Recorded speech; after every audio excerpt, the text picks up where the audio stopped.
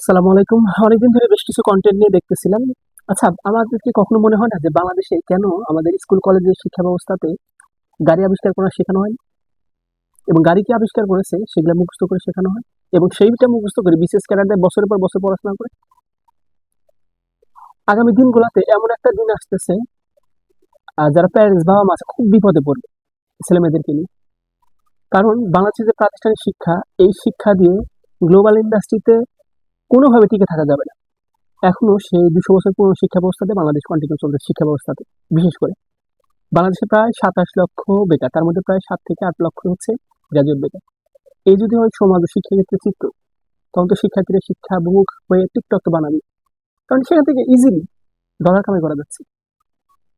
Interesting হচ্ছে বাংলাদেশের শিক্ষা ব্যবস্থা এতটাই উন্নত যে পৃথিবীর কোনো জায়গায় এর কাজ হয় না, এটা কাজে লাগে না। না আছে কমিউনিকেশন স্কিল, না আছে পাবলিক স্পিকিং, না সেলস শেখানো হয়, না মার্কেটিং শেখানো হয়, কোনো কিছু নেই। ব্যাকডেটেড সেই শিক্ষা ব্যবস্থা দিয়ে এখন কন্টিনিউ চলতেছে। খুব বিপদে পড়বে আগামী দিনগুলোতে বাবা মা যারা আছে।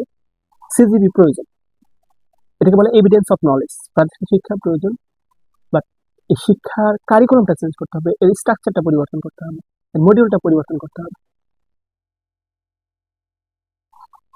অনেক কথা বলে কিন্তু আলটিমেটলি কোনো কাজ হচ্ছে না।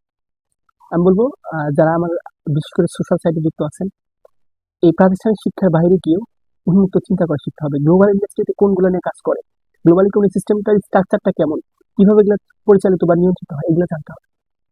ওই কে যেন একদিন বলেছিল যে আমি স্কুল বাদ দিয়েছি কিন্তু পড়াশোনা বাদ দিই। পড়াশোনা করতে হবে প্রচুর পরিমাণ, স্টাডি করতে হবে প্রচুর পরিমাণ। বাট এই প্রাতিষ্ঠানিক যে এখন গভর্নমেন্ট স্ট্রাকচারটা আছে, এইটা দিয়ে আপনাকে একমাত্র প্রতিবন্ধী ছাড়া, বেকারত্বের দিকে ঢেলে ছাড়া কোনো কাজে দিচ্ছে না। এগুলো থেকে বেরিয়ে আসতে পারে, এগুলো থেকে বেরিয়ে আসে টিকটক করেন, ইউটিউব করেন, তাও লাভ আছে। ডলার কামাই করেন, স্টাডি করেন, প্রচুর পরিমাণে জানেন, গ্লোবাল ইন্ডাস্ট্রি সম্পর্কে বোঝেন। আগামী দিনগুলোতে কোনোভাবে টিকে থাকা যাবে না, সাস্টেন করা যাবে না, শুধু বাংলাদেশে না, ওয়ার্ল্ড ওয়াইড। এখন ইনোভেশনের সময়।